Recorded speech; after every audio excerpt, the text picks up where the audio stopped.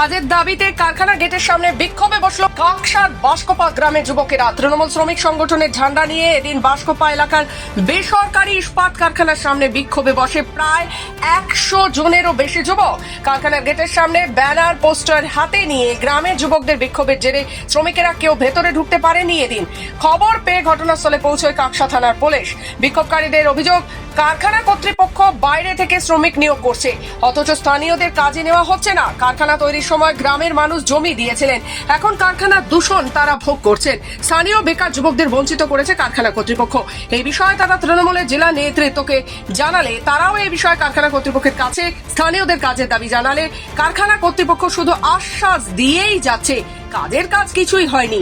তাই যতক্ষণ না কারখানা কর্তৃপক্ষ তাদের কাজের বিষয়ে আশ্বাস দেবে ততক্ষণ তাদের আন্দোলন চলবে বলে হুঁশিয়ারি দেন বিক্ষোভকারীরা। যদিও তারা জানিয়েছেন তারা আন্দোলন করলেও কারখানা বন্ধ করেননি।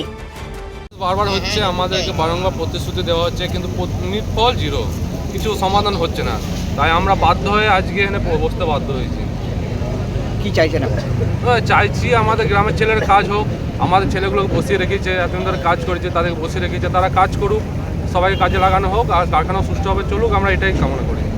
কারখানা কর্তৃপক্ষ এখন পর্যন্ত কি কথা বললো? কারখানা কর্তৃপক্ষ প্রত্যেকবার বলছে আমরা আলোচনা করছি, হ্যাঁ এবার হয়ে যাবে, কিন্তু দিনের শেষে দেখা যাচ্ছে সে একই জিনিস। তারা বারবার বসতে হচ্ছে।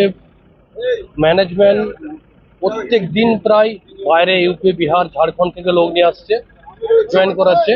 কিন্তু আমাদের গ্রামের যারা পলিউশনে ভুক্তভোগী, যারা প্রত্যেক দিন পলিউশন খাচ্ছে গ্রামের মানুষ, এমনকি যারা জমিদাতা, তাদেরকে কোনো কাজ কাজ দেয়নি। তাই আমরা বারবার এইভাবে বসতে আমরা বাধ্য হচ্ছি।